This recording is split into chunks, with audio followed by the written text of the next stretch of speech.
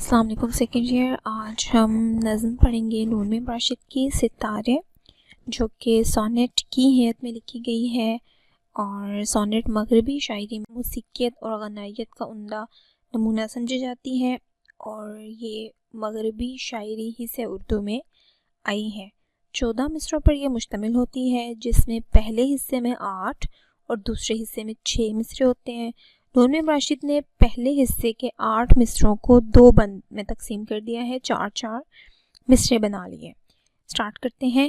نکل کر جوئے نغمہ خلد زارے ماہ و انجم سے، فضا کی وسعتوں میں ہے رواں آہستہ آہستہ، بس سوئے نوحہ آباد جہاں آہستہ آہستہ، نکل کر آ رہی ہے ایک گلستان ترنم سے. پہلے میں اس کے میننگز بتا دیتی ہوں، پھر تشریح کی طرف آتے ہیں. جوئے نغمہ نغموں کی ندی، خلد زار جنت کو کہتے ہیں، ماہ و انجم چاند ستاروں کی جنت سے نغموں کی ایک ندی کہاں جا رہی ہے؟ فضا کی وسعت میں، فضا میں پھیل رہی ہے. اور کس طرف کو آ رہی ہے؟ بسوئے نوحہ آباد جہاں، بسوئے کی طرف، نوحہ دنیا کے، آباد جہاں دنیا کے غمکدے کی طرف. نغموں کی ایک ندی فضا کی وسعتوں سے ہوتی ہوئی دنیا کے غمکدے کی طرف آ رہی ہے. اب اس کو دنیا کا غمکدہ کیوں کہا ہے؟ کیونکہ چاند ستاروں سے جو نغمہ نکل رہا ہے وہ دراصل چاند ستاروں کے محسوسات ہیں دنیا والوں کے لیے. اور دنیا کو غمکدہ اس لیے کہا ہے کیونکہ چاند ستارے جانتے ہیں کہ انسان کو جب تخلیق کیا گیا تو اسے جنت کے لیے تخلیق کیا گیا تھا، لیکن اس کی ایک بھول، ایک غلطی کی وجہ سے اسے دنیا کے غمکدے کی طرف بھیج دیا گیا. تو وہ دراصل دونوں کا موازنہ کر رہے ہیں کہ جنت جیسی پرسکون جگہ سے انسان کو اس دنیا جیسی مصائب و آلام سے بھری جگہ میں بھیج دیا گیا. نکل کر آ رہی ہے ایک گلستان ترنم سے. گلستان ترنم موسیقیت کے باغ سے وہ اس دنیا کی طرف آ رہی ہے. کیا؟ نغموں کی ندی. اب اس کی تشریح بچے جب آپ لکھیں گے تو اس میں کیا بتائیں گے ہم کہ یہ جو نظم ہے یہ دراصل انسان کے تخلیق سے شروع ہوئی ہے، اور انسان کی اس کے حقیقی گھر سے جلاوطنی کا نوحہ ہے. اور ستارے انسان کی اس جلاوطنی پر جو اسے جنت سے نکال دیا گیا اس پر وہ دکھ کا نغمہ گا رہے ہیں. تو دراصل یہ نغموں کی ندی دکھ بھرے نغموں کی ندی ہے. یہ دکھ بھری کہانی ہے انسان کی تخلیق. دنیا کے غمکدے کی طرف، یعنی دنیا کو غمکدہ کیوں کہا ہے؟ کیونکہ یہ دنیا غموں، مصیبتوں اور آزمائشوں کا گھر ہے. یہاں پہ آپ ایک کوٹیشن بھی ایڈ کر سکتے ہیں. آپ صلی اللہ علیہ وسلم نے فرمایا یہ دنیا مومن کے لیے قید خانہ ہے. دوسرا بند دیکھتے ہیں. ستارے اپنے میٹھے مد بھرے ہلکے تبسم سے کیے جاتے ہیں فطرت کو جواں آہستہ آہستہ، مد بھرے کشش سے بھرپور. میٹھا میٹھا ان کا انداز ہے. جو ستارے چمکتے ہیں، ٹمٹماتے ہیں، ان کو نون میں راشد کہہ رہے ہیں کہ دراصل وہ تبسم ہے، ان کا مسکرانا ہے، ان کی مسکراہٹ ہے. اور اس مسکراہٹ سے یعنی چمکنے سے وہ کیا کر رہے ہیں؟ فطرت کو جوان کر رہے ہیں. یعنی رات اپنے جوبن پر ہے، کیونکہ جتنی گہری رات ہوتی ہے ستاروں کی روشنی اتنی ہی زیادہ محسوس ہوتی ہے. سناتے ہیں اسے ایک داستاں آہستہ آہستہ، دیار زندگی مدہوش ہے ان کے تکلم سے. تکلم بولنا، باتیں کرنا. اب یہ کسی داستان سنا رہے ہیں انسان کو، اس کے جلاوطنی کا نوحہ سنا رہے ہیں، اس کو یہ غم بھرا نغمہ سنا رہے ہیں. ساتھ ہی ستارے اس کو دلاسا دے رہے ہیں. دیار زندگی کا شہر مدہوش ہے، یعنی مست ہو رہا ہے، سو رہا ہے. کن کے تکلم سے؟ ستاروں کے. اب یہاں پہ کیا بتا رہے ہیں کہ ستارے اپنے میٹھے میٹھے انداز میں، ہلکی ہلکی آواز میں، مسکراہٹ سے انسان کو دکھ بھرا نغمہ سنا رہے ہیں، لیکن ساتھ ہی اس کو حوصلہ بھی دے رہے ہیں. ستاروں کی روشنی کے چمکنے سے جو رات ہے وہ فطرت جوان ہو رہی ہے، یعنی رات اپنے جوبن پر پہنچ گئی ہے. اور ان کی یہ لوری سنتے سنتے دنیا والے سب لوگ یہ دکھ بھرا نغمہ سنتے سنتے کہ انہیں انسان کو اس کے حقیقی گھر سے نکال دیا گیا اور اب وہ اس دنیا میں ٹھوکریں کھانے پر مجبور ہے۔ یہ والی لوری ستاروں کی سنتے سنتے انسان نیند کی آغوش میں چلا جاتا ہے۔ دراصل جب تھکا ہارا انسان پورے دن مصیبتوں اور پریشانیوں سے نبرد آزما ہونے کے بعد اپنے بستر پر آتا ہے تو ستارے اسے یہ لوری سناتے ہیں کہ ظاہر ہے تمہاری جو جگہ تھی، تمہارا جو گھر تھا وہ جنت تھی، جنت جیسی پرسکون جگہ تمہیں اس دنیا میں نہیں مل سکتی۔ اب یہاں پر ایک پوائنٹ آپ ایڈ کر لیں، کیوں ستارے یہ لوری سنا رہے ہیں کہ انسان دنیا میں کس چیز کی تلاش میں ہے؟ ہر شخص سکون کی تلاش میں ہے، ٹھیک ہے؟ ہم ہر کام جو بھی کرتے ہیں اس کے نتائج ہمیں سکون کی صورت میں چاہیے ہوتے ہیں، ہمیں یہ چاہیے وہ چاہیے تاکہ ہم پرسکون زندگی گزاریں۔ تو یہ جو سکون ہے یہ ہمیں کہاں سے پتہ چلا کہ یہ ہمارے لیے ضروری ہے؟ یہ جنت میں تھا۔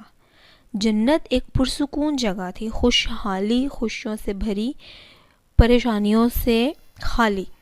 اس جنت میں چونکہ ہمیں بھیجا گیا، مراد حضرت آدم کو، انسان اس سے واقف ہو چکا ہے۔ ہم لاشعوری طور پر ہر وقت اسی سکون کی تلاش میں رہتے ہیں جو ہمیں جنت میں ملا تھا، لیکن یہ دنیا تو دکھوں کا گھر ہے، یہاں پہ ہمیں وہ سکون میسر نہیں آ سکتا۔ تو یہی کہانی جو ستارے ہیں وہ انسان کو سنا رہے ہیں۔ نون میم راشد کی جو شاعری ہے وہ علامتی شاعری ہوتی ہے، مطلب آپ دیکھیں کہ اب ہم نے 8 مصرے پڑھ لی ہیں لیکن آپ کو اس میں پتہ نہیں چلتا کہ کس نغمے کی بات ہو رہی ہے، ستارے کیوں نغمہ گا رہے ہیں، دنیا کو غمکدہ کیوں کہا ہے، اور یہ سب چیزیں، دیار زندگی مدہوش ہے، کیوں دنیا والے سو رہے ہیں ستاروں کا یہ نغمہ سن کر۔ علامتی شاعری ہوتی ہے ان کی کہ اس میں سامنے بات نہیں ہوتی لیکن اس سے کچھ علامتوں سے ظاہر ہوتا ہے کہ یہ کیا بات کر رہے ہیں۔ اسی طرح یہاں پر بھی ہمیں پتہ چلتا ہے کہ ستارے جو دکھ بھرا نغمہ سنا رہے ہیں وہ دراصل انسان کے اس کے حقیقی گھر سے جلا وطنی کا نوحہ ہے، اور ستارے اس بات کے گواہ ہیں۔ وہ یہ سب دیکھ رہے تھے جب انسان کو جنت میں بھیجا گیا، تب بھی وہ دیکھ رہے تھے جب اسے جنت سے نکال دیا گیا اور اس دنیا میں بھیج دیا گیا۔ تو دراصل ستارے انسان کے دکھ میں برابر کے شریک ہیں۔ ابھی تک میں نے بچے کوئی شعر نہیں لکھوایا، اشعار میں آپ کو آخر میں ہی لکھوا دوں گی۔ بند نمبر 3 کی طرف آتے ہیں۔ یہی عادت ہے روز اولی سے ان ستاروں کی، چمکتے ہیں کہ دنیا میں مسرت کی حکومت ہو، چمکتے ہیں کہ انسان فکر ہستی کو بھلا ڈالے۔ اچھا، روز اولی سے پہلے دن سے جب سے ستارے بنے ہیں ان کی یہ عادت ہے کہ وہ چمکتے ہیں۔ اب یہاں پر بھی نون میم راشد نے ان کے چمکنے کو کس چیز سے جوڑ دیا ہے؟ وہ کہتے ہیں ان کے چمکنے کی وجہ کیا ہے کہ دنیا میں خوشحالی ہو، دنیا میں ہر طرف خوشی اور سکون کی حکومت ہو، مسرت، خوشی۔ چمکتے ہیں کہ انسان فکر ہستی کو بھلا ڈالے۔ اس دنیا میں انسان کو جتنی بھی مصیبتیں سہنی پڑتی ہیں، جو جہد مسلسل کرنی پڑتی ہے، اللہ تعالیٰ کے حکم کے مطابق وہ دنیا میں آ تو گیا ہے، لیکن ظاہر سی بات ہے اب ہم اپنے مقررہ وقت تک یہاں پر رہیں گے، اپنی خواہش کے مطابق ہم یہاں سے جا نہیں سکتے۔ تو یہاں پر جتنی بھی مشکلات ہیں ہمیں ان کا سامنا کرنا ہے۔ تو ستارے کہتے ہیں کہ اپنے ان فکر ہستی کو بھلا دو، پورے دن کی پریشانیوں کو، غموں کو، دکھ، درد، آلام، ان سب کو بھلا کے پرسکون نیند سو جاؤ۔ اچھا، اب یہ جو دوسرا مصرع ہے جہاں پر ہے کہ جی وہ ان کے چمکنے کی وجہ کیا ہے، وہ کہتے ہیں کہ مسرت کی حکومت ہو، کیونکہ انہیں پتہ ہے کہ انسان کا اصلی گھر کیا تھا؟ جنت، اور جنت تو خوشیوں کا گہوارہ تھی، لیکن اب انسان اس دنیا میں دکھ جھیلنے پر مجبور ہے، جسمانی بھی اور ذہنی، روحانی، ہر طرح کے مصائب و آلام میں گرفتار ہے۔ اس کا ذہن وہی سکون تلاش کرتا ہے، وہی خوشی تلاش کرتا ہے، اسی کے لیے جہد مسلسل کر رہا ہے، مگر مشیت الہی کے حکم سے وہ اب دنیا کو اپنا مسکن بنائے ہوئے ہیں۔ پھر جب پورے دن کا تھکا ہارا انسان اپنے بستر پر لیٹتا ہے تو ستارے اسے اس کی بھولی بسری داستان سناتے ہیں جو اس کی تخلیق سے شروع ہوئی ہے۔ آخری بند دیکھتے ہیں۔ لیے ہے یہ تمنا ہر کرن ان نور پاروں کی، کبھی یہ خاکداں گہوارہ حسن و لطافت ہو، کبھی انسان اپنی گم شدہ جنت کو پھر پا لے۔ اب آپ دیکھیں بچے، جو آخری مصرع ہے نظم کا، اس میں پتہ چل رہا ہے کہ ستارے کیا نغمہ گا رہے ہیں، اس سے ہمیں ساری جو نظم ہے وہ سمجھ آتی ہے کہ نون میم راشد کیا کہہ رہے ہیں کہ انسان کی جنت اس سے کھو گئی ہے۔ تو وہ اپنی گمشدہ جنت کو پھر سے حاصل کر لے۔ ستاروں کی یہ خواہش ہے، کیوں؟ کیونکہ ستارے انسان کے دکھ میں، اس کے غم میں برابر کے شریک ہیں۔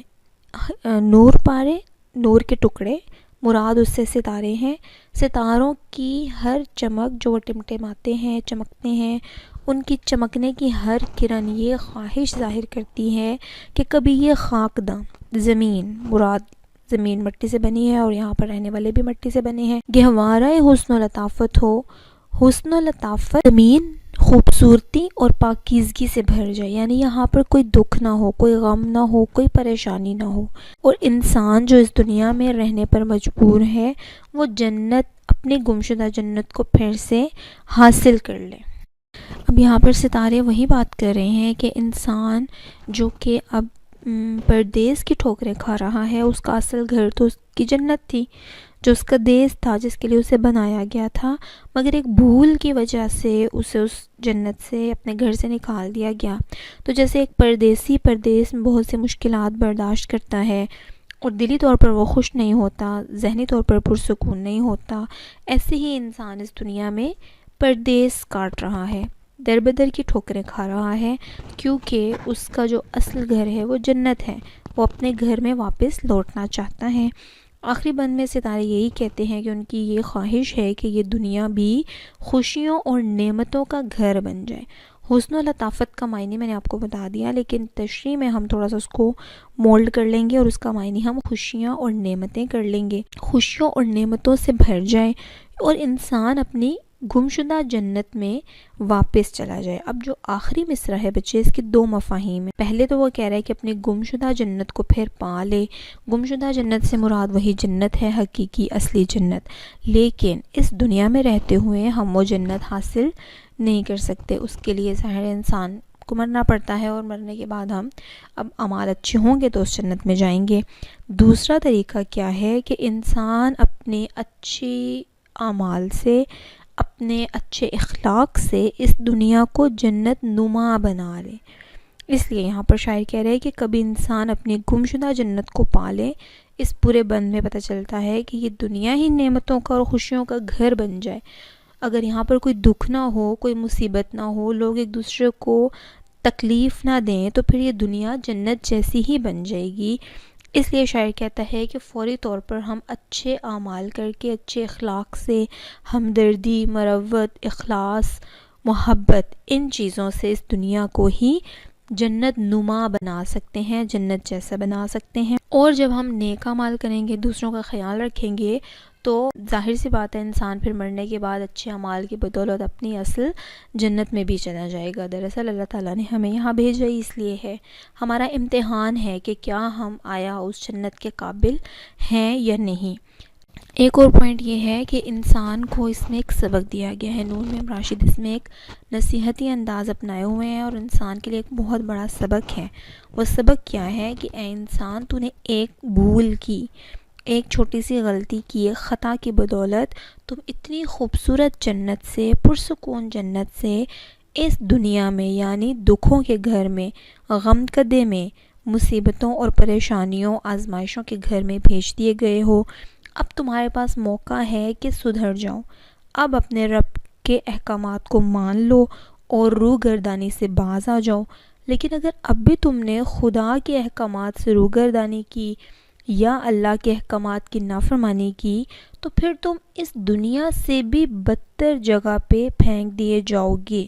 یعنی ایک غلطی سے تم اتنی خوبصورت جنت سے بدترین جگہ پر آ گئے ہو، دنیا میں، دنیا کو بدترین کہہ رہے ہیں نور میم راشد۔ اب بھی اگر تم نے اپنی اصلاح نہ کی، نیک اعمال نہ کی، اپنے رب کی بات نہ مانی، تو پھر تم اس سے بھی زیادہ بدترین جگہ پر، بدتر جگہ پر، یعنی جہنم میں پھینک دیے جاؤ گے، جہاں سے واپسی کا بھی تمہیں کوئی راستہ نظر نہیں آئے گا۔ اس لیے بہتر ہے کہ اپنی اصلاح کر لو۔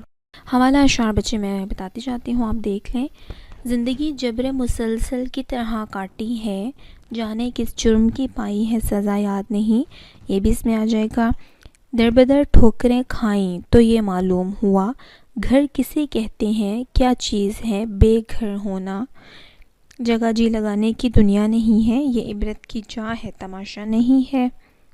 ایک آخری شعر بچے میں اس میں آپ کو لکھوا رہی ہوں، یہ ڈائریکٹ اس کے حوالے میں تو نہیں آتا، لیکن انڈائریکٹلی آپ اس کو اس میں شامل کر سکتے ہیں، تھوڑا سا تشریح کو مولڈ کریں گے، کیونکہ پوری نظم میں بات ہوئی ہے انسان کی جلا وطنی کی، تو اس جلا وطنی کو شاعر نے تو مثبت پہلو سے بیان کیا ہے کہ تم اپنے دکھوں کو بھلا دو، بالآخر تم اپنے گھر میں چلے جاؤ گے، ابھی تم پردیس کاٹ رہے ہو اور یہ سب چیزیں.